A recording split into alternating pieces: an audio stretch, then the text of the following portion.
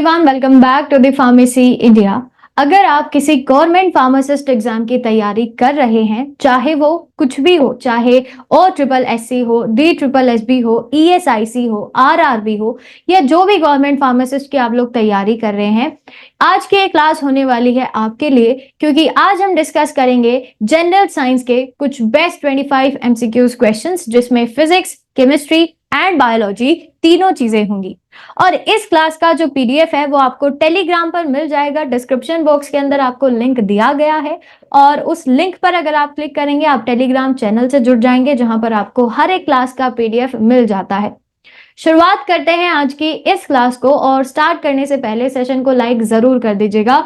शुरू करते हैं पहले क्वेश्चन के साथ। सवाल हमारे पास है, optical fibers are based on the phenomena of. सवाल यह है कि जो ऑप्टिकल फाइबर्स होते हैं वो किस फिनोमिना पर बेस्ड होंगे, इंटरफेरेंस, डिस्पर्जन, डिफ्रैक्शन या फिर टोटल इंटरनल रिफ्लेक्शन। देखिए, आपने ऑप्टिकल फाइबर्स जरूर देखे होंगे कुछ इस तरीके के, ठीक है। और सवाल यह है कि वो किस पर बेस्ड होते हैं, मतलब उसके अंदर कौन सा आपका फिनोमिना चलेगा। बेसिकली आपने देखा होगा। अच्छा, मैं आपसे एक चीज पूछती हूँ, आपने डायमंड देखा है? डायमंड ऐसा लगता है कि उसके अंदर लाइट जली हुई हो, ठीक है, उसके अंदर कुछ तो है जो कि रोशनी दे रहा हो। तो मतलब कुछ वैसा ही ऑप्टिकल फाइबर्स के अंदर भी होता है। आपने नाम सुना होगा TIR, जिसको आप टोटल इंटरनल रिफ्लेक्शन के नाम से जानते हैं। एक बहुत ही मेजर प्रोसेस जो कि डायमंड के अंदर यूज किया जाता है, ऑप्टिकल फाइबर्स के अंदर यूज किया जाता है, और भी बहुत सारी चीजें हैं, ठीक है। तो होता क्या है, मान लीजिए एक लाइट इस तरीके से आई, एंटर करी, मान लो कि चलो यहां से लाइट एंटर करी, होने के बाद यहां पर वो रिफ्लेक्ट हुई। रिफ्लेक्ट होने के बाद उसको सीधा चले जाना चाहिए था, बट गई नहीं, वो वापस मुड़ जाती है, ठीक है। सेम एज यहां पर भी मुड़ने के बाद यहां अगर वो रिफ्लेक्ट होती है तो उसके बाद वो इस तरीके से यहां जाएगी, यहां के बाद यहां, यहां से यहां, कुछ इस तरीके से अंदर ही वो कैच हो जाती है। तो this process is known as TIR। ये इसका एक फिनोमिना है जिस पर बेस्ड आपके ऑप्टिकल फाइबर्स काम करते हैं। तो सही ऑप्शन हो जाएगा TIR, ठीक है। मैं आपको एक बार स्ट्रक्चर देकर समझा देती हूँ कि क्या होता है। मान लीजिए एक रे है जो कि डेंसर लाइटर मीडियम से डेंसर मीडियम की तरफ जाती है, ठीक है। मतलब हवा से मान लीजिए पानी की तरफ जा रही है लाइट, तो उसमें क्या होगा, ये देखो कुछ इस तरीके का हमारे पास स्ट्रक्चर। पहले बहुत ही सिंपल सा स्ट्रक्चर देखें, ये हमारे पास स्ट्रक्चर है, ठीक है। एयर से वाटर की तरफ अगर लाइट जाएगी तो वो उल्टा हो जाएगा, बट हमें वाटर से एयर वाली तरफ भेजना है, तो देखिए कैसा होगा। मान लीजिए कि वाटर से एयर वाली तरफ लाइट जा रही है, ये हुआ, ठीक है। होना क्या चाहिए था, रिफ्लेक्शन, बट क्या हो गया, रिफ्लेक्शन। यानी अगर लाइट सीधा निकल जाती है तो दैट इज रिफ्लेक्शन। सिंपल सा प्रोसेस। इसके बाद दूसरा, अब मान लीजिए कि ये मेरे पास लाइट जा रही थी, ठीक है, इंसिडेंट रे है, दिस इज इंसिडेंट रे। अब इंसिडेंट एंगल अगर मान लीजिए रिफ्लेक्टेड एंगल 90 डिग्री हो जाता है, रिफ्लेक्टेड एंगल 90 डिग्री हो जाता है, तो ये कुछ इस तरीके का आपके पास कंडीशन बनेगी, ठीक है। और this is known as critical angle.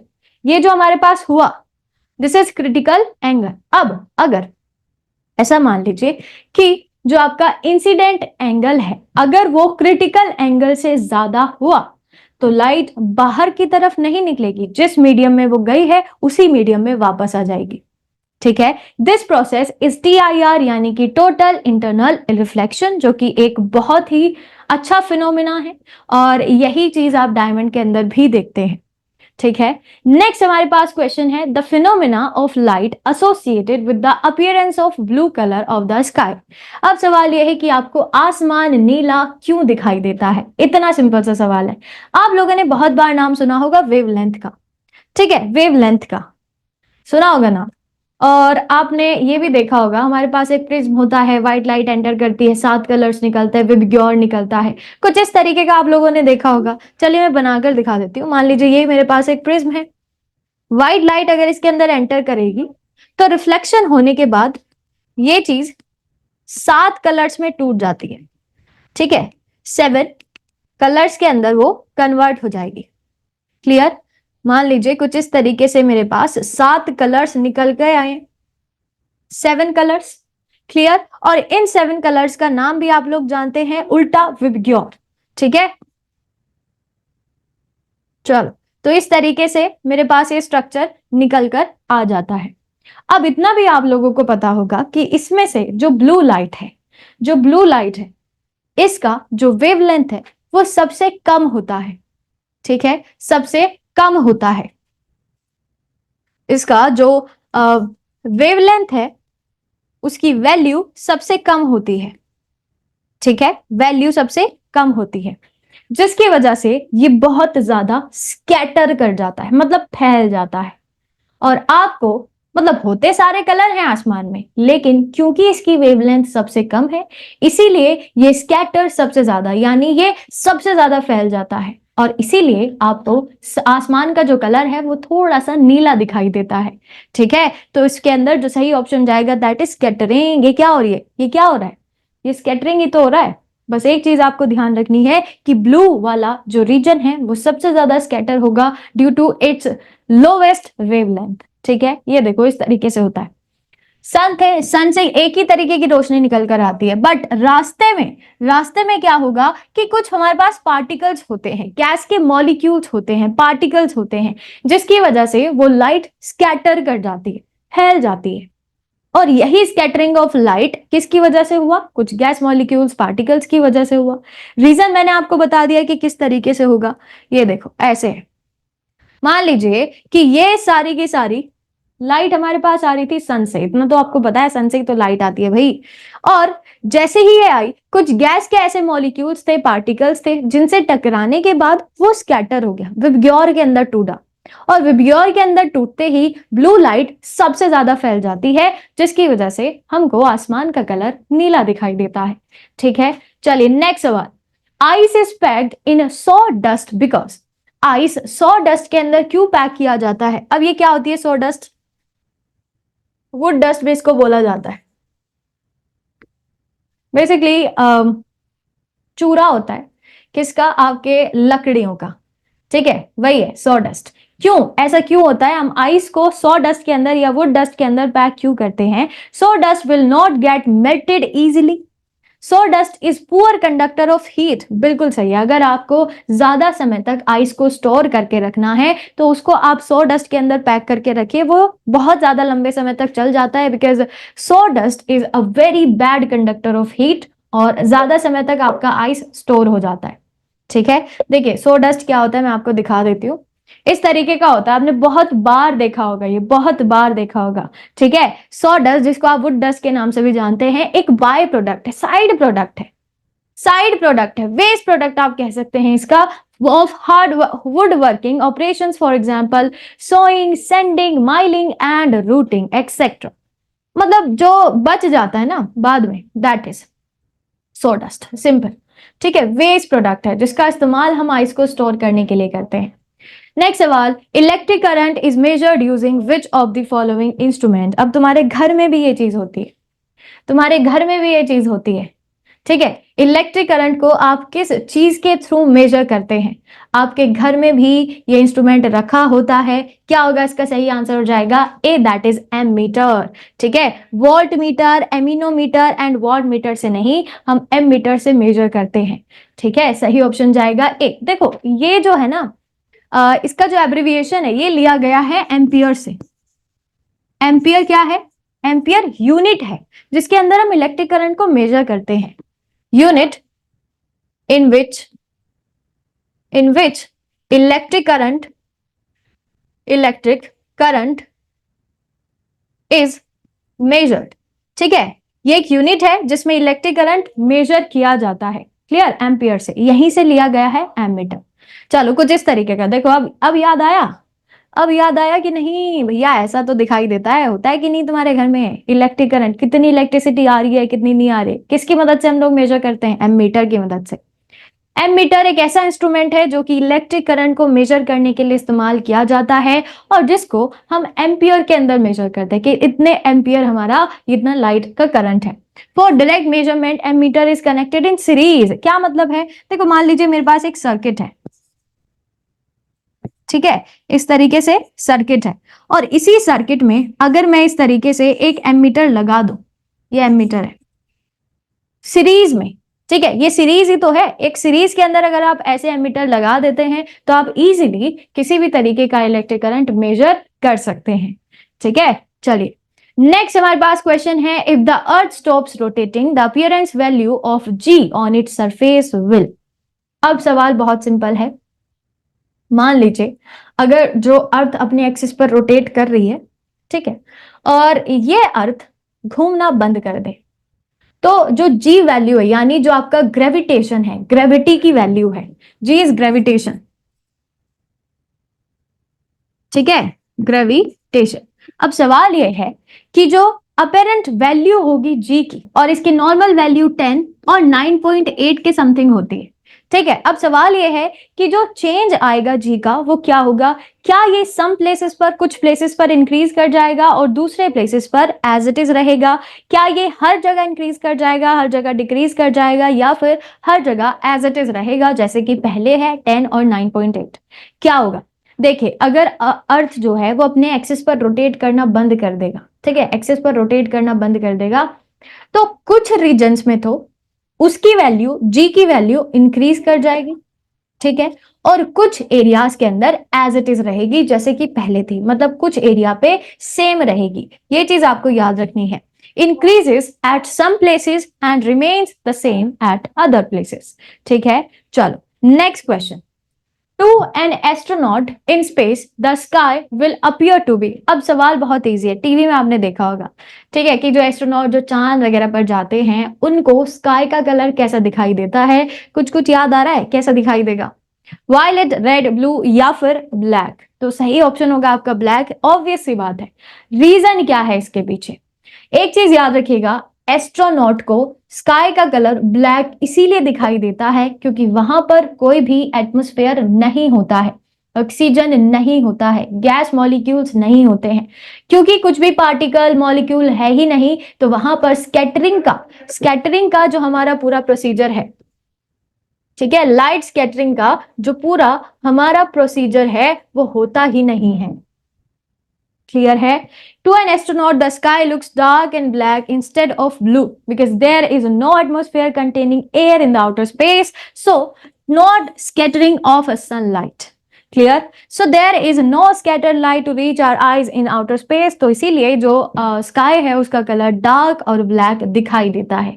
Reason समझ आया, वही है, वही रीजन है कि तुमको स्काई ब्लू क्यों दिखाई देती है और वहां पर ब्लैक क्यों दिखाई देती है, क्योंकि यहां पर स्कैटरिंग हो रही है, एटमॉस्फेयर है, एयर में मॉलिक्यूल्स हैं, पार्टिकल्स हैं, लेकिन वहां पर कोई भी एटमॉस्फेयर ही नहीं है, एयर ही नहीं है, पार्टिकल्स ही नहीं है, तो कोई स्कैटरिंग ऑफ लाइट होता ही नहीं है।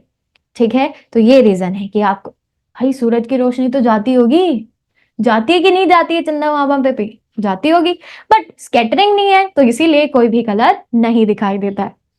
नेक्स्ट, एरोसॉल इज, अब एरोसॉल क्या है, suspended solid particles in air, pollutant gas present in air, microbes present in air, या फिर green house gas present in air. सही ऑप्शन क्या होगा, एरोसॉल का नाम आपने सुना होगा, सही ऑप्शन हो जाएगा गैस इन सॉलिड या सॉलिड इन गैस, कुछ इस तरीके से। ठीक है, suspended solid particles in air, example इसके बहुत सारे हैं, जैसे कि फॉग, ठीक है, फॉग जो हो जाता है ना ठंड में, fog, that is the example of aerosol, लिख लीजिएगा। फॉग, स्प्रे भी आते हैं हमारे पास बहुत सारे जो इसके एग्जाम्पल हैं। बेसिकली एयर में अगर सॉलिड पार्टिकल्स हैं तो दैट इज एरोसॉल। ठीक है, चलिए नेक्स्ट सवाल की तरफ चलते हैं, और उससे पहले एक इंपॉर्टेंट चीज वो ये है कि आप लोग फार्मासिस्ट की तैयारी कर रहे हैं, किसी भी गवर्नमेंट फार्मासिस्ट एग्जाम की तैयारी कर रहे हैं, चाहे वो आरआरबी हो, ईएसआईसी हो, OSSSC हो या फिर GSSB हो, हर एक चीज का वन टाइम सोल्यूशन आपके पास है, और वो ये है, फार्मेसी इंडिया स्टार्ट करने जा रहा है फार्मासिस्ट जुलाई बैच, जिसकी क्लासेस शुरू होने जा रही है 22 जुलाई से। ठीक है, और इसके अंदर आपको हर एक चीज मिलेगी, यानी कि आपको डेली बेसिस पर लाइव क्लासेस मिलेंगी, ई नोट्स मिलेंगे, टेस्ट सीरीज होंगी, आपके PDF आपको दिए जा रहे हैं। ठीक है, तो ये सारी चीजें आपको मिल पाएंगी, बस आपको ये बैच ज्वाइन करना है। डिस्क्रिप्शन बॉक्स में आपको लिंक प्रोवाइड किया गया है, वहां से जाकर आप लोग फर्दर इंफॉर्मेशन ले सकते हैं। ठीक है, आगे चलते हैं हम लोग नेक्स्ट क्वेश्चन की तरफ। Fermentation of milk to curd is due to, दूध का दही में कन्वर्ट हो जाना किसकी वजह से होता है, माइकोबैक्टीरियम, स्टेफाइलोकोकस, लैक्टोबैसिलस या फिर ईस्ट। आप सभी लोग जानते हैं कि इसके लिए एक बैक्टीरिया रिस्पॉन्सिबल होता है जिसका नाम है लैक्टोबैसिलस। ठीक है, जिसका नाम है लैक्टोबैसिलस। ये क्या करेगा, ये दूध जमा देता है। ठीक है, आपने देखा होगा हमारे यहाँ पे जामन बोलते हैं, थोड़ा सा दही का छोटा सा हिस्सा जिसको जामन बोला जाता है, उसको अगर आप एक दूध के किसी भी कितने बड़े दूध में डाल दीजिए, कितने ही सारे दूध में डाल दीजिए, वो कन्वर्ट कर देता है उसको दही के अंदर। रीजन यही है क्योंकि वो जर्मिनेट कर देते हैं लैक्टोबैसिलस बैक्टीरिया को। ठीक है, वो ग्रो कर देते हैं लैक्टोबैसिलस। भाई ठंड में नहीं होते हैं ये बैक्टीरिया। आपने अपने घर वालों को देखा होगा, मम्मी को देखा होगा दही जमाते हुए, वो गर्म जगह पर रखे जाते हैं ताकि वो ग्रो कर सके, बैक्टीरिया लैक्टोबैसिलस बैक्टीरिया ग्रो कर सके। ठीक है, ठंडी जगह नहीं होगी। ऐसा नहीं है कि आप दूध में थोड़ी सी दही मिला के आप फ्रिज में रख दोगे तो दही जम जाएगी, नहीं। ठीक है, तो थोड़ा सा वार्म टेम्परेचर, ह्यूमिड टेम्परेचर उनको चाहिए होता है और वहीं पर वो दूध को कन्वर्ट कर पाते हैं दही के अंदर। चलिए नेक्स्ट सवाल, हार्ड स्टील कंटेन्स। अब हार्ड स्टील के अंदर क्या क्या चीजें प्रेजेंट होती हैं? 2 to 5% कार्बन। देखो ये बहुत सिंपल सवाल है, बहुत आसान। सही ऑप्शन जाएगा बी, 0.5 to 1.5% कार्बन। बहुत इजी सवाल है। हार्ड स्टील के अंदर अलो, देखो steel is a alloy, steel एक अलॉय है। ठीक है, यानी मिक्सचर ऑफ मेटल्स। ठीक है, मिक्सचर ऑफ मेटल्स, एलॉय है स्टील। अब हार्ड स्टील के अंदर जो नंबर परसेंटेज ऑफ कार्बन जो प्रेजेंट होगा दैट इज 0.5 से लेकर 1.5% तक। ठीक है, बहुत इजी सवाल था। आगे चलते next, the coloured discharge tubes for advertisement mainly contains. अब आपने कुछ ट्यूब्स देखी होगी जो कि एडवर्टीजमेंट के लिए बेसिकली यूज की जाती है। मैं आपको दिखाऊंगी, है ना, डायग्राम दिखाऊंगी, आपको याद आ जाएगा देखते ही। सवाल ये है कि जो वो कलर्ड डिस्चार्ज ट्यूब होता है उसके अंदर कौन सी गैस फिल्ड होगी, कौन सा एलिमेंट फिल्ड होता है? ठीक है, सिंपल है कि एक पूरी तरीके से नोबल गैस उसके अंदर फिल्ड होती है, लेकिन कौन सी? जिनॉन, आर्गन, हीलियम या फिर नियॉन। सही ऑप्शन इसका हो जाएगा, देखो नियॉन लाइट्स का नाम सुना है आपने, नियॉन लाइट्स, है ना, सही ऑप्शन हो जाएगा नियॉन। एस्थेटिक नियॉन लाइट्स, कितनी बार आप लोगों ने नाम सुना होगा, देखी भी होगी, भाई तुम्हारे घर में होंगी भी, है ना। तो वही जो नियॉन होता है यही फिल्ड होगा। This is a noble gas जो कि फिल्ड होती है डिस्चार्ज ट्यूब्स के अंदर, है ना, जो जिसकी वजह से वो चमकती है, क्लियर, ग्लो करती है। देखो ऐसी होती है, देखिए अब याद आया, अब तो याद आ गया होगा। इस तरीके की दिखाई देती है आपकी कलर्ड डिस्चार्ज ट्यूब्स, जो कि एडवर्टीजमेंट पर्पस के लिए बहुत ज्यादा इस्तेमाल की जाती है। ठीक है, चलो next, which gas is used as a fire extinguisher. तो इनमें से कौन सी कैसी गैस है जो कि फायर एक्सटिंग्विशर की तरह इस्तेमाल की जाती है? Carbon dioxide, carbon monoxide, carbon सब ऑक्साइड या फिर सल्फर डाइऑक्साइड। देखो अभी तक के सवाल देखे तुम समझ गए होंगे कि बहुत इजी क्वेश्चन पूछे जाते हैं, जैसे कि ये है। फायर एक्सटिंग्विशर के लिए आप लोग नहीं जानते कि कौन सी गैस इस्तेमाल की जाती है? बिल्कुल सही है भैया, कार्बन डाइऑक्साइड इस्तेमाल की जाती है, CO2। ठीक है, चलो नेक्स्ट सवाल, the chemical name of common salt is. Common salt, घर पे जो नमक खाते हो कौन सा नमक खाते हो? सोचो कौन सा नमक खाते हो? Common salt, that is NaCl, sodium chloride, यही खाते हो? Sodium nitrate, ammonium chloride, calcium chloride, नाम सुना है कभी? NaCl कितनी बार सुना है? टेबल सॉल्ट इसको बोला जाता है, टेबल सॉल्ट। ठीक है, एग्जाम्पल दूं, टाटा का नमक है भैया, है ना, एडवर्टीजमेंट कितना आता है, नमक हो टाटा का, वही है टाटा नमक। क्लियर, नमक कम ही खाएं पर अच्छा खाएं, यही वाला एडवर्टीजमेंट है, तो वही है।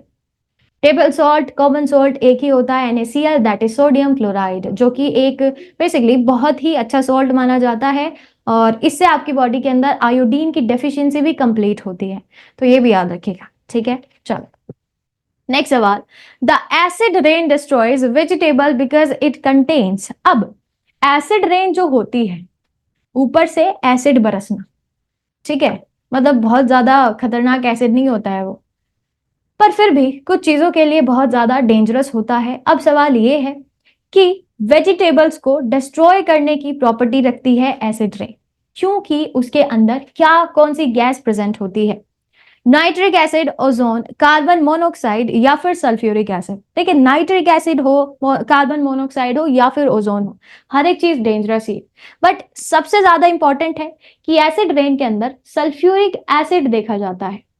ठीक है, सल्फ्यूरिक एसिड देखा जाता है। और एक और चीज मैं आपको बता दूं कि ताजमहल, जो आप एट वंडर ऑफ वर्ल्ड के अंदर इंक्लूड करते हैं, उसका जो मार्बल है, व्हाइट मार्बल, वो कलर उसका थोड़ा सा येलोविश, आपने टीवी में देखा होगा या फिर पिक्चर्स में आपने देखा होगा, ठीक है, इमेजेस में आपने देखा, उसका जो मार्बल है, व्हाइट मार्बल, वो थोड़ा सा येलो कलर का होना शुरू हो गया है, क्योंकि अब जो रेन होती है उसके अंदर कुछ ऐसी गैसेस होती हैं जिससे वो मार्बल का जो कलर है, मतलब वो रिएक्शन कर जाता है।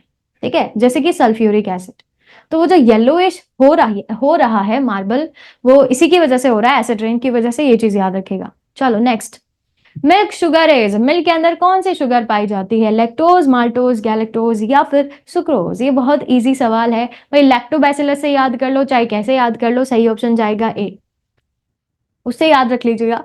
लैक्टोज एक तरीके का आपका डाइसेक्राइड है, डाइसेक्राइड है, जिसके अंदर ग्लूकोज प्लस गैलेक्टोज की यूनिट्स पाई जाती हैं। ठीक है, गैलेक्टोज की सब यूनिट्स या फिर आप कह सकते हैं मोनोसेक्राइड यूनिट्स पाई जाती हैं। This is lactose, milk sugar. Cement is form by strongly heating a mixture of, अब सीमेंट को आप किस चीज से बनाते हैं, बस ये सवाल है। Limestone and graphite, limestone and clay, chalk and graphite, clay and graphite. ये नहीं होगा, ये नहीं होगा, ग्रेफाइट नहीं पाया जाता है सीमेंट में, आई रिपीट, ग्रेफाइट नहीं पाया जाता है सीमेंट के अंदर। सही ऑप्शन जाएगा लाइमस्टोन एंड क्ले। ये दोनों चीजों का हाईली मतलब बहुत ज्यादा इनको हीट करके इनका मिक्सचर बनाया जाता है, जिसको आप सीमेंट के नाम से जानते हैं। ठीक है, limestone and clay. Glass is a pure solid, super cooled liquid, gel या फिर पॉलीमर? ये बहुत ही ज्यादा बढ़िया सवाल है। देखिए, ग्लास एक तरीके का सॉलिड ही है, आप लोग जानते ही हैं, बट इसको हम थोड़ी अलग कैटेगरी के अंदर रखते हैं। ठीक है, ये होता है सुपर कूल्ड लिक्विड। अब इसका मतलब क्या है ये मैं आपको बताती हूँ। अच्छा, आपने बहुत ही पुराने घरों की, बहुत पुराने घरों की विंडोज देखी है? देखी है, जो भी विंडो होती है ना, कांच वाली, ग्लास वाली, उसमें आपने देखा होगा कि जो बॉटम पार्ट होता है वो थोड़ा सा थिक हो जाता है, मोटा हो जाता है ऊपर वाले पार्ट से। बहुत पुराने, जो मतलब सालों से जो बहुत पुराने घर हैं, उनकी विंडो को ध्यान से देखिएगा जो ग्लास की बनी हुई है। ठीक है, आप देखोगे कि नीचे वाला जो पोर्शन है, बॉटम वाला पोर्शन जो है, उसकी थिकनेस ज्यादा है ऊपर वाले से। रीजन होता है क्योंकि ये जो सॉलिड होते हैं, जिनको आप सुपर कूल्ड लिक्विड के नाम से जानते हैं, इनके पास एक अलग ही प्रॉपर्टी होती है। इनके पास ये प्रॉपर्टी होती है कि ये फ्लो करने का, इनके अंदर फ्लो करने की एक बहुत ही अच्छी प्रॉपर्टी पाई जाती है। मतलब ऊपर से नीचे वाली तरफ धीरे धीरे धीरे धीरे वो फ्लो करते हैं। ऐसा नहीं है कि आज आपने ग्लास लगाया और एक साल बाद आप देख रहे हो फिर कहोगे कि मैडम ये तो हुआ ही नहीं। नहीं, मैं ये कह रही हूँ बहुत आराम से, बहुत धीरे धीरे वो फ्लो करने की प्रॉपर्टी रखते हैं, बहुत धीरे धीरे, सालों लग जाते हैं इसमें। ठीक है, मैं आपको एक डायग्राम दिखाती हूँ, ये देखिए, ये देखो, ये ग्लास है। ठीक है, ग्लास एक सॉलिड होता है, आप सभी लोग जानते हैं, बट ये कुछ इस तरीके से हो रहा है क्योंकि ये तो ऐसे ही था, नॉर्मल था, आपके इस तरीके से प्लेन में था, बट ये नीचे वाली तरफ बहना शुरू हो गया है। ठीक है, रीजन यही है क्योंकि ग्लास एक सुपर कूल्ड लिक्विड की कैटेगरी के अंदर आता है। मैंने एग्जाम्पल आपको दे दिया है, आप जाकर देखेगा तुम्हारे शहर में, गांव में जो सबसे पुराना घर है, सबसे पुराना, जो 20 25 30 साल पुराना घर है, वहां जाकर देखेगा। चलो next question, natural rubber is a polymer of, natural rubber किसका पॉलीमर है? नेचुरल रबर, जिसकी चप्पल भी होती है, स्लीपर्स होती हैं, और टायर्स होते हैं, कार बाइक के टायर्स के अंदर इस्तेमाल की जाते हैं, कुकवेयर इसके बनते हैं, बर्तन बनते हैं। ठीक है, चलिए जल्दी बताइए किसका पॉलीमर होगा वो? आइसोप्रीन, स्टाइरीन, ब्यूटाडाइन या फिर इथाइलीन?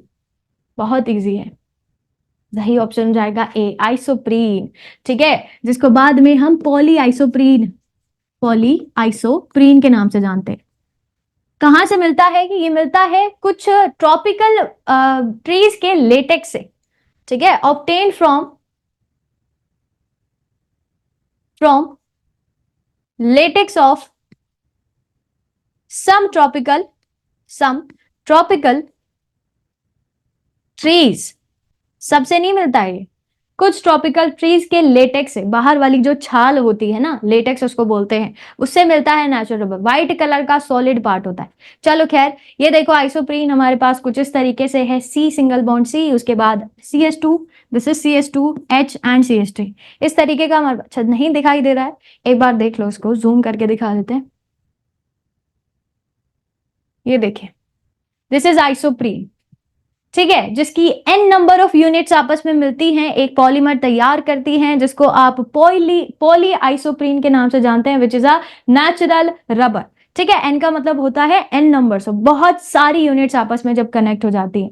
ठीक है, और ये भी चीज याद रखिएगा कि जुड़ेंगे कहां पर, आपका ये वाला और ये वाला जो एरिया, ठीक है, CH2 यहां पर ये कनेक्ट होती हैं। दूसरी जो आपकी आइसोप्रीन की यूनिट होंगी वो इन दो CH2 से जुड़ेंगी, एक इधर और दूसरी उधर, ऐसी जुड़ती चली जाती है। ठीक है, तो this is isoprene and this is polyisoprene, natural rubber.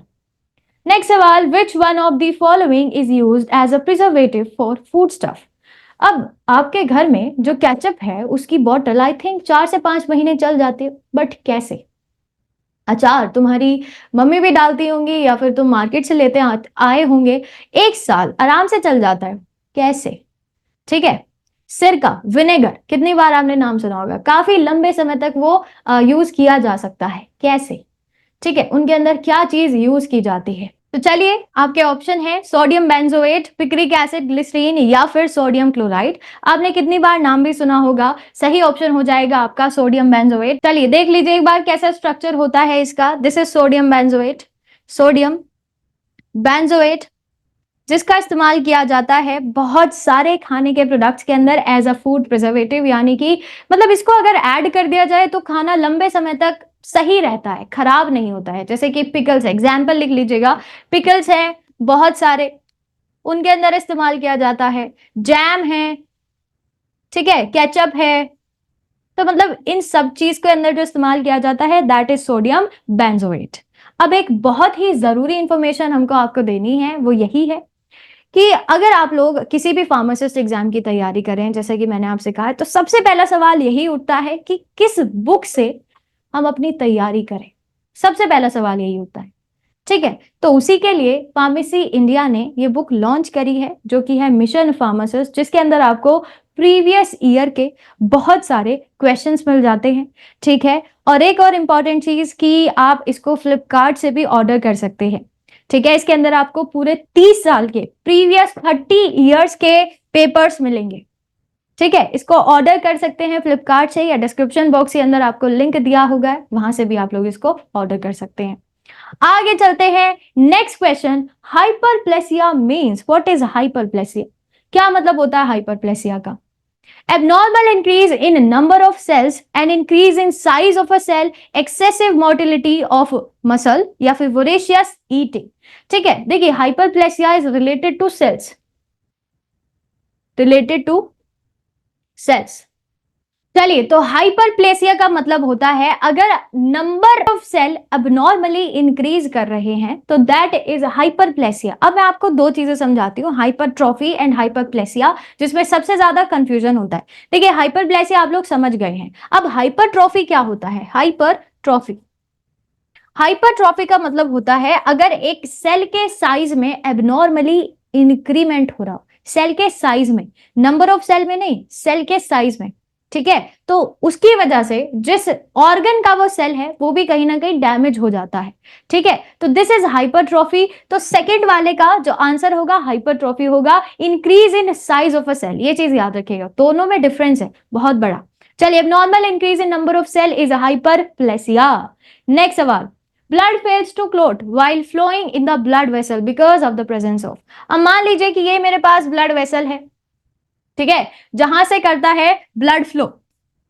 अब एक वेसल के अंदर ब्लड कभी भी क्लोट नहीं करता है, किसकी वजह से? ब्लड में ऐसा क्या प्रेजेंट होगा हिपैरिन, प्रोथ्रोम्बिन, हीमोग्लोबिन या फिर हिरोडिन, आप लोग जानते ही होंगे हमारी बॉडी में एक नेचुरल एंटीकोगुलेंट प्रेजेंट होता है, नेचुरल एंटीकोगुलेंट, ठीक है, जिसका नाम है हिपैरिन। ब्लड के अंदर प्रेजेंट होगा कोगुलेंट, ब्लड के अंदर प्रेजेंट होता है हिपैरिन, नेचुरल एंटीकोगुलेंट है जो कि ब्लड वेसल्स के अंदर इसको क्लोट होने से बचाता है। नहीं तो खुद ही सोचिए, हिपैरिन ना होता आपकी बॉडी के अंदर ब्लड जो है वो क्लोट करा होता, ठीक है, किसी ब्लड वेसल के अंदर से जा रहा था, वहां पर हिपैरिन एब्सेंट है तो वो क्लोट कर जाता है।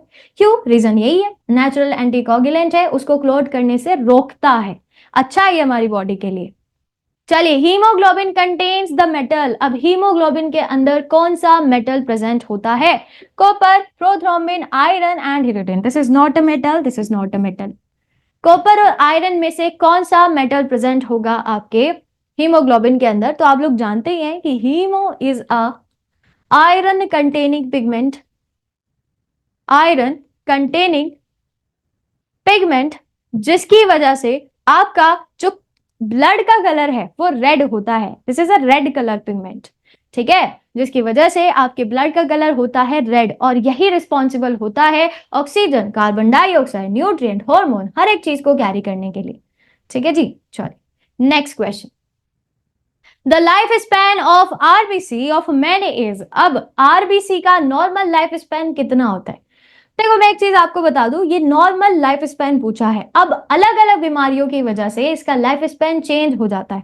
मान लीजिए किसी को एनीमिया है, एनीमिया भी बहुत सारे तरीके का होता है, माइक्रोसाइटिक, मैक्रोसाइटिक, पर्नीशियस, और भी बहुत सारे टाइप्स होते हैं, ठीक है। तो ये चीज डिपेंड करती है कि कौन सी बीमारी है, बट नॉर्मल जो लाइफ स्पैन होता है आरबीसी का वो होगा 120 डेज, ठीक है, यानी 120 दिन, क्लियर। तो अप टू 4 मंथ, 4 महीने जो नॉर्मल लाइफ स्पैन होता है, 4 मंथ, ठीक है। एक चीज मैं आपको बता दूं कि मरने के बाद आरबीसी जाती कहाँ है?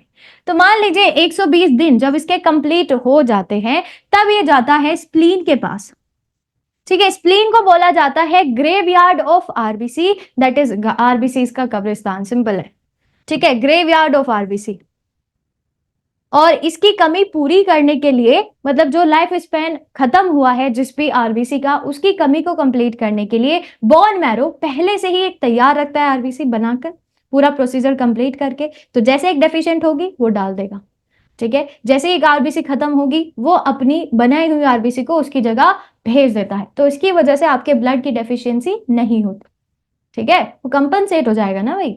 चलो नेक्स्ट, चलिए तो अब बात आती है कि थ्योरी कहां से हम लोग कंप्लीट करें, तो उसी के लिए आपके पास ये सामने 7 हार्ड कॉपी मटेरियल्स है, 7 हार्ड कॉपी मॉड्यूल्स है जो आपको मिल जाएंगे सब्जेक्ट वाइज। एक मैं इंपॉर्टेंट चीज इसके अंदर बताना चाहूंगी कि ये जो मॉड्यूल्स आपके बनाए गए हैं इसको पूरा सिलेबस कवर करते हुए बनाए गए हैं, ठीक है। जो सब्जेक्ट वाइज आपको मिलेंगे, हर एक टॉपिक को बहुत अच्छे से डिफाइन किया गया है, सिंपल लैंग्वेजेस के अंदर डिफाइन किया गया है। तो इसको भी आप ऑर्डर कर सकते हैं, डिस्क्रिप्शन बॉक्स में लिंक दिया गया, आराम से ऑर्डर कर लीजिएगा। चलिए next, osteocytes are found in, अब जो ऑस्टियोसाइट सेल्स होती है वो किसके अंदर पाई जाएंगी? बोन, ब्लड, कार्टिलेज या फिर लिम्फ। ऑस्टियो का मतलब होता है बोन, और osteocytes basically cells of bones होती है, ठीक है, सेल्स ऑफ बोन्स होती है, ये बोन्स के अंदर पाई जाती है, simple. Next, which one of the following is called the digestive bag of a cell, अब एक सेल के अंदर डाइजेस्टिव बैग हम किस चीज को बोलेंगे? गोल्जी बॉडी, माइटोकॉन्ड्रिया, राइबोसोम या फिर लाइसोसोम। देखिए गोल्जी बॉडी कुरियर कंपनी की तरह काम करेगा, ठीक है, इसका काम है चीजों का ट्रांसपोर्टेशन करना। माइटोकॉन्ड्रिया आप सभी लोग जानते हैं power house of a cell होता है। राइबोसोम रिस्पॉन्सिबल होगा आपके जो प्रोटीन का सिंथेसिस होता है उसको करने के लिए। बट जो लाइसोसोम है ये एक ऐसा सेल ऑर्गेनेली है जिसके अंदर हाइड्रोलिटिक एंजाइम्स पाए जाते हैं, ठीक है, हाइड्रोलिटिक एंजाइम पाए जाएंगे जिसका काम है अलग अलग चीजों का डाइजेशन करना। फॉर एग्जाम्पल सेल्यूलोज को करना है, और मतलब बहुत सारी चीजें हैं, जैसे कि आपके पास कार्बोहाइड्रेट है, प्रोटीन है, लिपिड्स है, बहुत सारी चीजें हैं। तो हर एक चीज के लिए अलग अलग आपके पास हाइड्रोलिटिक एंजाइम होता है जिसको डाइजेशन करने का काम होता है आपके लाइसोसोम का, ठीक है, सुसाइडल बैक भी इसी को बोलते हैं, ऑटो इम्यूनिटी की वजह से होता है वो। ठीक है जी, चलो next and last question, the tissue in men where no cell division occurs after birth is. अब इतना आप लोग जानते होंगे कि हमारी बॉडी में सेल डिवीजन नाम की एक चिड़िया है, ठीक है, जो कंटिन्यूअसली चलती रहती है। एक ह्यूमन सेल डिवाइड होने के लिए 24 घंटे का समय लेता है, 24 घंटे का समय लेता है, जिसमें से 23 घंटे सिर्फ तैयारियों के निकल जाते हैं डिवीजन के, और एक्चुअली डिवीजन 1 घंटे के अंदर हो जाता है कंप्लीट। ठीक है, अब सवाल ये है कि ये जो सेल डिवीजन का पूरा सिस्टम है, ये कौन से सेल के अंदर नहीं होता है, यानी जब एक इंसान, एक ह्यूमन पैदा होगा उसके बाद ही ये पूरा का पूरा जो प्रोसेस है ये किसके अंदर नहीं होता है। ठीक है, चलो स्केलेटल, नर्व, कनेक्टिव या फिर जर्मिनल। देखो स्केलेटल मसल आप लोग जानते होंगे कि बढ़ती है, तुम्हारी हाइट बढ़ती है भैया, स्केलेटल सिस्टम डिवाइड करता है, तो इसके अंदर तो नहीं होगा। नर्व्स, ठीक है, न्यूरॉन, न्यूरॉन एक ऐसी सेल है, नर्व सेल एक ऐसा सेल है जिसके अंदर डिवीजन नहीं होता है बिल्कुल भी। ठीक है, कभी भी डिवीजन नहीं होगा, ये चीज याद रखिएगा। क्लियर है, तो नर्व सेल एक ऐसी सेल होती है जिसके अंदर सेल डिवीजन नाम की चिड़िया एब्सेंट होती है। क्लियर, बाकी कनेक्टिव टिश्यू भी डिवाइड करेगा एंड टर्मिनल सेल्स जो होती हैं वो भी डिवाइड करती हैं, बट नर्व सेल या न्यूरॉन आप कह लीजिए, इसके अंदर डिवीजन कभी भी नहीं होता है।